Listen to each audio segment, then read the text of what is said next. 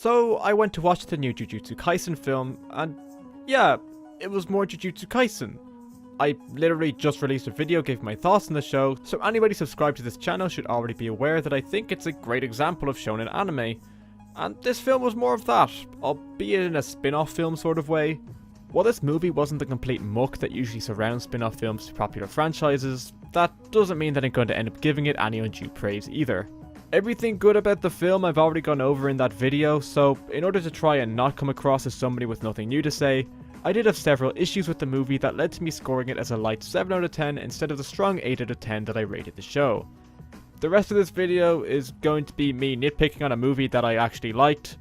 If you don't want to see that, then just stop watching the video now. The first major issue that I have with this movie is that it adapts a spin-off manga of the same name, seemingly written by the same person who wrote the original series. This is something that sounds like it should be good when said aloud, as that way you know that the film isn't going to be just a glorified case of a filler episode with some mildly above par animation, like these films usually end up being. However, the end product is that the first half of the film is really poorly paced, as arcs I feel like they would have made for great introductory episodes to a serial adaptation of Jujutsu Kaisen 0 are instead forcibly shoved into this film, and there really isn't any way that they can go about adapting the story without creating this issue.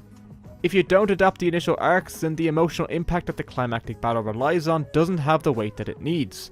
But by adapting it this way, it becomes really obvious that this introductory section shouldn't have been adapted to a film, even if the climax definitely suits the feature-length runtime. My second issue, and this really is just me being an arsehole by pointing it out, is that the animation isn't that much better than the show.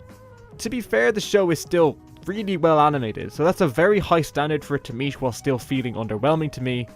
But when one film doesn't surpass the quality of animation that an entire 24 episode series is able to create, then I can't help but feel a little underwhelmed. Just to clarify, the animation is great. The animation of the series is great, and this film is just as good as that.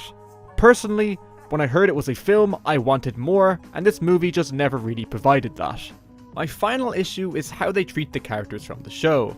This movie genuinely does enhance the portrayal of characters that really aren't that important in the series. The senpai are each given plenty more actual screen time outside of the post-episode comedic shorts, and the new ship that the film creates is something that I really want to see more of in the future.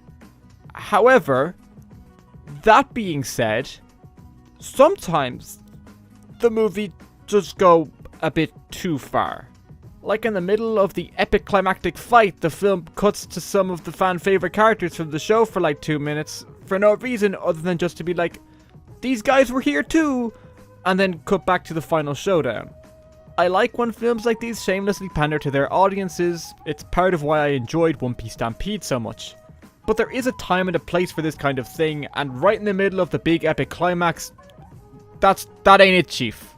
Furthermore, as an anime-only soy boy beta male cook, the film reveals a massive amount of detail about one of the villains that the show itself hasn't got around to yet.